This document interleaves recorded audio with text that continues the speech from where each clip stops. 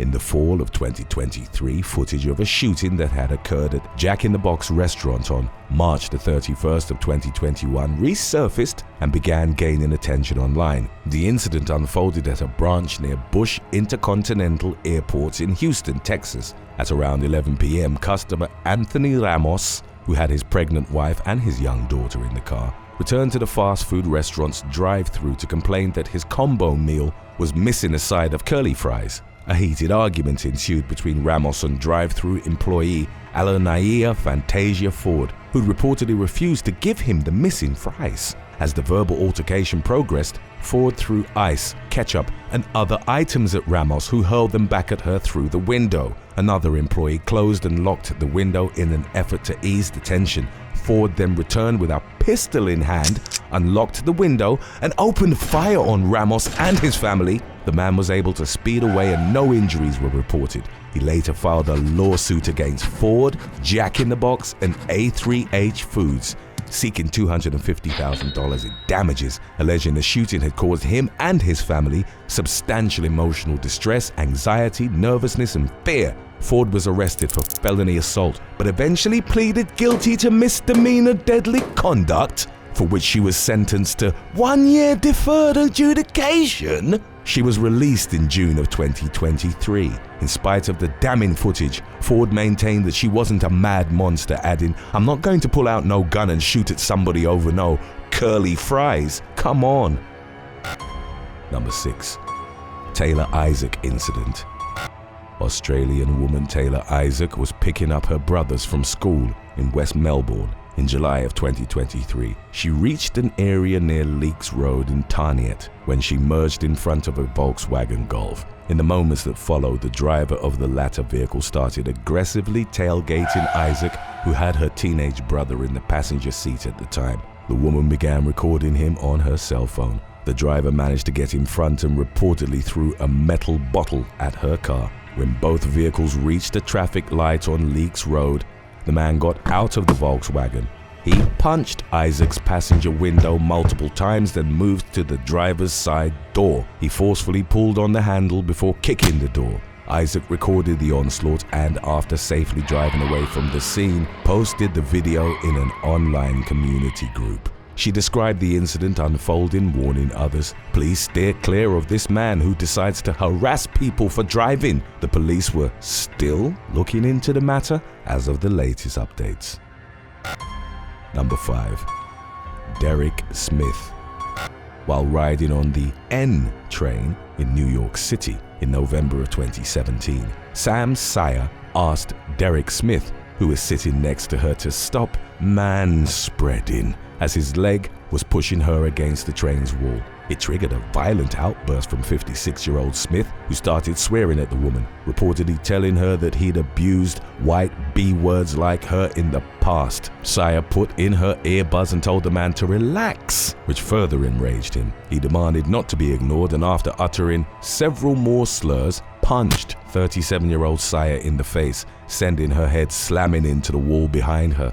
Passenger Victor Conde intervened and held Smith's arms down before forcing him to leave the train, telling him, "Get off the train, bro. You just hit a lady and she's bleeding. You hit her in the mouth." The confrontation between the two was recorded by another passenger. Sayer reported the incident to law enforcement, but the authorities' handling of the situation was reportedly poor. The New York Police Department's 17th Precinct told her to file her report with the Transit District 34 headquarters, who in turn told her that she was wasting her time with them as the attack could have been addressed by any police precinct. Disappointed by the police response, Sayer took to Facebook and Twitter, posting a photo of the bruised and bloodied lip she'd suffered. The post was shared over 1,200 times and helped the woman connect with the bystander who'd captured the video. Her speaking out, however, reportedly resulted in Sayer suffering harassment online, as she started receiving death threats and racist abuse that included her being called a race traitor. A few days after her post, however, Smith was arrested and charged with assault. Number 4. Daryl Clemens. A volunteer youth football coach from St. Louis, Missouri, was shot multiple times on October the 10th of 2023 by a parent who was allegedly enraged over his son's playing time. 30-year-old Shaquille Lattimore had taken the reins of a recreational team called the St. Louis Bad Boys after it had previously been coached by Darryl Clemens, who was also the father of one of the players. The team was primarily made up of 9 and 10-year-olds. Lattimore had arrived at the October the 10th practice armed because, as he later explained, the field was located in a bad part of the city. He gave his gun to someone else at the scene in Sherman Park before practice started, as he didn't want others to feel threatened. As indicated by a probable cause affidavit from the St. Louis Circuit Attorney's Office, Clemens was angry at Lattimore for not starting his son, and they'd been feuding for a few weeks. The conflict reached its climax and 43-year-old Clemens brandished a pistol. Lattimore would later report, "I didn't see his gun until it was already too late." Clemens opened fire and the coach was hit in the back as he ran. Clemens shot him again in the abdomen as he lay on the ground and taunted the father of 5, reportedly saying, "I told you I was going to pop you," before other adults intervened. The coach survived after receiving surgery and later posted a Facebook message from his hospital bed thanking his loved ones for their support. Clemens, who faced public outrage for opening fire in front of the youths, was arrested on charges of first-degree assault and armed criminal action. Number 3. Courtney Taylor Orr. In December of 2022, Florida woman Courtney Taylor Orr was arrested for pointing a gun at another vehicle during a road rage incident. It occurred on an 18-mile stretch of US 1 in Key Largo, where Orr was reported to have started tailgating the second vehicle while driving recklessly in her GMC Yukon. 35-year-old Orr was reported as having her 1-year-old child in her car at the time. The victim was able to capture the woman pointing her gun at them when they were side by side, and also provided the authorities with her license plate number. Deputies from the Monroe County Sheriff's Office were subsequently able to locate Orr and questioned her. She admitted to aiming her 9mm Glock at the other motorist during the road rage incident, as well as the fact that her young child was in the car. The woman also revealed that she'd subsequently hid the gun near a dumpster. The firearm was recovered and Orr was arrested for aggravated assault with a deadly weapon. She was booked at Monroe County Jail with a no bond status. Today's topic was requested by IE4G6. If you have any other topics you'd like to learn about, subscribe and let us know in the comments section below. Number 2. Sarah Nicole Morales. Florida woman Sarah Nicole Morales, a library assistant within the Volusia County Public Library System, was driving to her Orange City home on November the 20th of 2021. The 35-year-old, who was reported as being pregnant at the time, was involved in a road rage incident with 40-year-old motorcyclist Andrew Durr. Witnesses would later state that they'd seen Morales swerve abruptly into Durr's lane and intentionally strike his motorcycle with her blue Kia. Damage to the former vehicle's back saddlebags would later confirm that impact had occurred, but Durr wasn't thrown from the bike and had managed to keep it upright. 2 other motorists, one of whom was also on a motorcycle and the other in a truck, saw that the hit was intentional and joined Durr in confronting Morales while they were stopped at a light on Wisconsin Avenue in Orange City. The trio asked that she exchange information with Durr. The woman didn't oblige and turned towards her residence on East Wisconsin. Durr and the other 2 motorists followed her after having already alerted local law enforcement about the hit and run. Doreen Flaherty, Morales' mother, would report that her daughter had called her from the car and asked for her gun to be ready when she got home because 3 men were following her. Morales arrived at her address and stormed into the house where her 11-year-old daughter was present. Durr and the other 2 motorists, one of whom was in contact with police dispatch, pulled up and remained at the foot of her driveway. In the moments that followed, Morales emerged with a pistol in hand and shouted at them, "You 3 men, you followed me, leave me alone." Flaherty would later reveal that the gun didn't have a round in the chamber, as her daughter wasn't reportedly strong enough to pull back the slide. She waved the gun and pointed at Durr, fearing that she was about to shoot. The latter brandished his own .45 caliber handgun for which he had a concealed carry permit. He shot at Morales 8 times from a range of 15 feet, and 5 of the bullets struck the woman, The gunshots were heard by dispatchers in the background as they were talking on the phone with one of the witnesses to the initial accident. Body cam footage from the scene would show responding officers holding Durr at gunpoint and handcuffing him as he lay flat on the ground. He was heard saying that he was sorry, adding, "She tried to kill me." Morales was pronounced dead shortly after arriving at Halifax Hospital due to heavy blood loss. An autopsy was unable to confirm her pregnancy. 4 months after the incident, the prosecutor's office announced that it found the shooting to have been justified and no charges were filed against Durr. After number 1, we will be lining up when losing yourself goes wrong for our viewers who missed that one when we released it a while back. It's a great one too. Number 1. Arka Sangbarani Orujayan. In late January of 2019, California man Arka Sangbarani Orujayan surrendered to law enforcement in Los Angeles following an altercation with 2 women outside a nightclub at 6th and Spring Streets. The incident occurred on January the 26th, and a video of it subsequently went viral. Orujayan was arguing with a hot dog vendor over the quality of his food, reportedly boasting, "I own the streets of LA." The 2 women confronted him for being rude to the vendor, and their argument turned physical. Orujayan, who was 6'3" and weighed roughly 270 pounds, was recorded throwing one woman to the ground before punching and knocking down the other one. He then successively dropped both women with punches when they tried to get up. He subsequently fled the scene.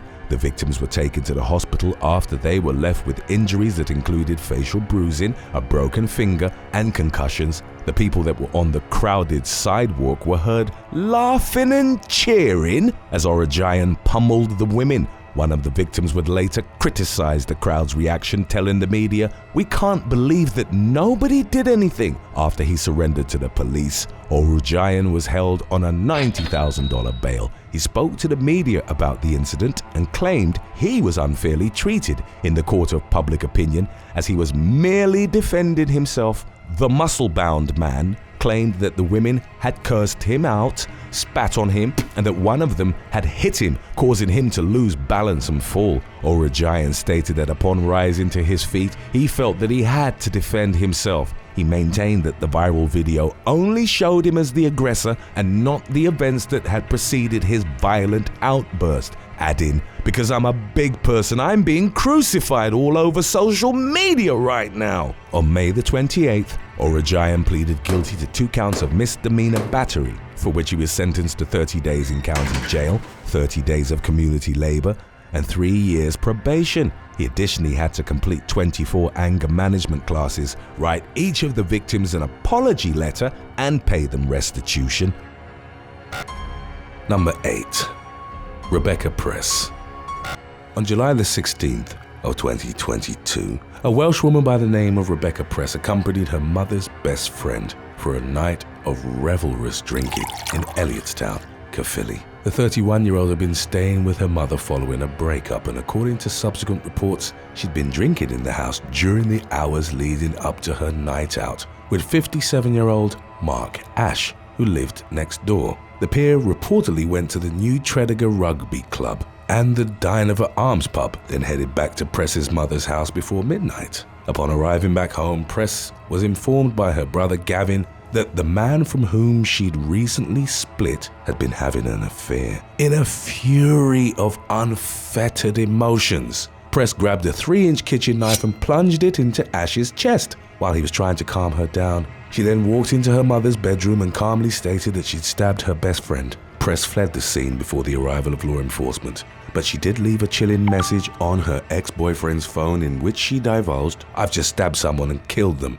I've just murdered someone. Please phone me now." In the early hours of the following morning, the police located Press and took her into custody on suspicion of murder, to which she feigned shock and ignorance, saying to the arresting officers, "On suspicion of what? What? Has someone died?" In court, it emerged that in addition to the copious amounts of alcohol she'd consumed prior to the fatal stabbing, Press had also taken 4 Valium earlier in the day, which had only served to make her more unstable and unable to think clearly. The The woman initially denied murder, claiming self-defense, but changed her plea to guilty 5 days into the criminal trial. In January of 2023, she was sentenced to life in prison with a minimum term of 20 years.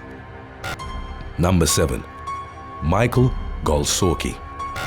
Greater Manchester Police were called to the parking lot of a Premier Inn in Stockport one day in the fall of 2019 after receiving reports that a heavily intoxicated man was attempting to have intercourse with a pile of leaves. Upon arrival, officers attempted to coax the man out from the bushes where he'd hidden himself after his public display of intimacy was witnessed by several families who were dining at a restaurant next door.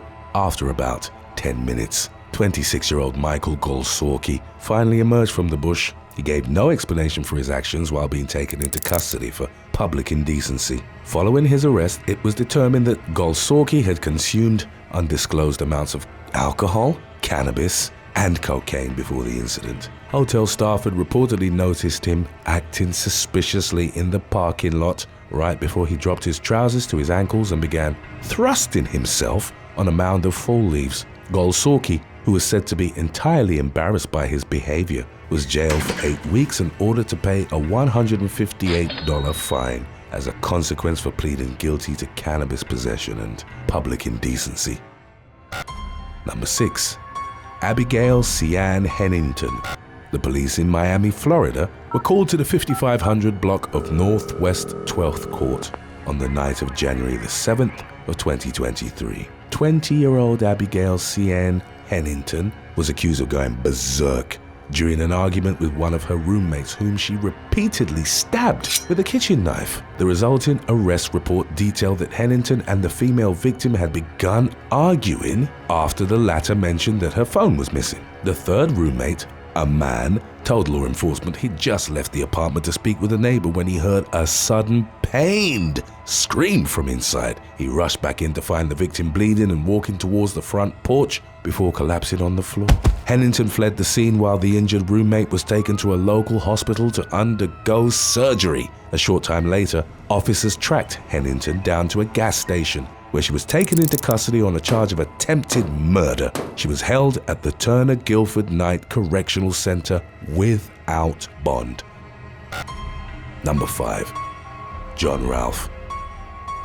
Deputies from the Carter County Sheriff's Office in Tennessee were dispatched to a house on Reynolds Road, shared by an elderly woman and her adult son, on April the 6th of 2019. The homeowner, 76-year-old Edith Betty Ralph, was found dead inside with a number of severe injuries to her body. She had not only sustained blunt force trauma to the head, but also presented with multiple gunshot wounds. After an investigation was launched, detectives learned that the victim's son, John, had made several suspicious statements to friends, family, and co-workers that indicated he might have been involved in the killing. The 51-year-old reportedly told relatives that living with Edith had been driving him crazy. Furthermore, on the day the body was discovered, John had asked colleagues to take pictures of him at work because he'd need an alibi if anything happened to his mother. Authorities intercepted the man at Hartsfield-Jackson International Airport in Atlanta, where he was attempting to board a flight to Amsterdam. He was arrested and held at Clayton County Jail in Georgia on a $1 million bond pending his extradition back to Tennessee. John eventually agreed to a plea deal that reduced his charge from first-degree murder to second-degree murder. He was sent to prison for 22 years and, as per state law, wouldn't be eligible for release until serving out the entire sentence.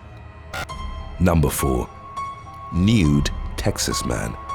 In April of 2016, articles surfaced online about an incident involving a completely naked man roaming a suburban neighborhood in Austin, Texas. The eye-catching headlines were supplemented by a video in which the individual, who wasn't named, could be heard babbling nonsensically as he sat on the ground in handcuffs, surrounded by police officers. Law enforcement had reportedly been called to the scene after receiving reports about the nude man taking letters and papers right out of people's mailboxes and trying to eat them. In the recording, it's clear that the man was exceedingly intoxicated at the time of his revealing outburst, but it wasn't publicly disclosed what substance or substances he'd ingested. Amid intermittent singing, laughing, and chatting, the man at one point lay down on his back and reiterated, I'm sentient. I'm alive," as though needing to confirm it for himself. When an ambulance finally arrived to take him to the hospital for evaluation, the man breathed a sigh of relief, saying,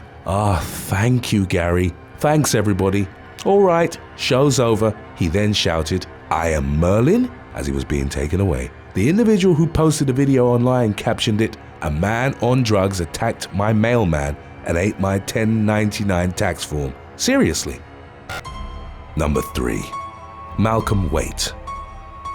A deadly car accident took place on the A149 road in Stalham, Norfolk, England, on July the 31st of 2022. Responding police officers discovered that a Lexus RX SUV had mounted the curb while traveling at speed and consequently made contact with a pair of young women on the sidewalk. One of the victims, an unnamed 16-year-old girl, survived the collision with only some cuts and bruises. Meanwhile, 20-year-old Fenella Hawes, who was reportedly carrying flowers when she was hit, died at the scene.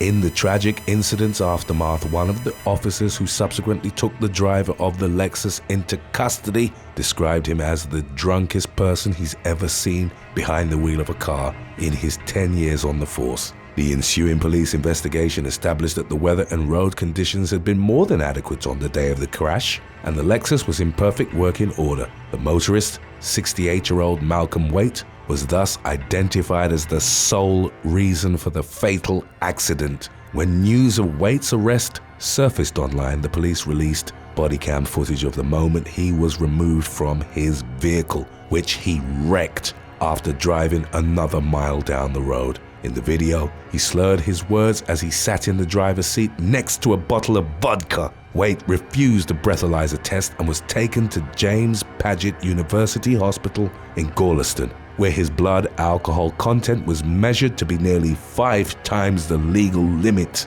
In November of 2022, the man was jailed for a period of 8 years after pleading guilty to causing death by dangerous driving. He was also banned from driving for 7 years after his release and would need to complete a driving course in order to have his license reinstated.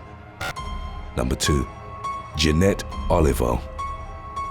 A Chicago woman's unhinged attack on a teenage girl's pet dog in December of 2022 resulted in her facing criminal consequences. According to local media, 61-year-old Jeanette Olivo sparked up a conversation with the 15-year-old girl while she was out walking her family's Chihuahua near Olivo's residence on West Irving Park Road.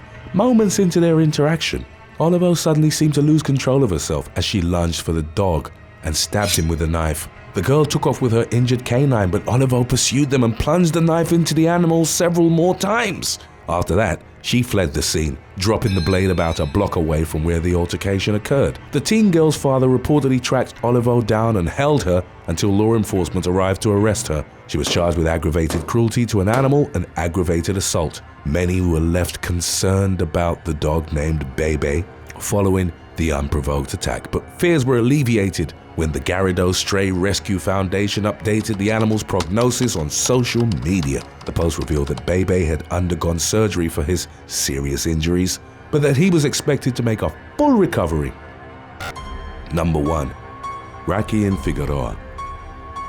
On the morning of January the 10th of 2023, Rakian Figueroa went haywire inside a Mediterranean restaurant in Brooklyn called Cava, where his ex-girlfriend worked. The 42-year-old man reportedly barged into the eatery by hurling a chair at the front door, then repeatedly stabbed his ex with a knife. The victim, 39-year-old Irene Guzman, was brought to a hospital where she was said to be in stable condition. Figueroa subsequently went on the run, prompting Guzman to go into hiding for fear of suffering another attack at the hands of her violent ex. The woman's family revealed to local media outlet News 12 that Figueroa had come after her on 3 separate occasions over a 2-month period.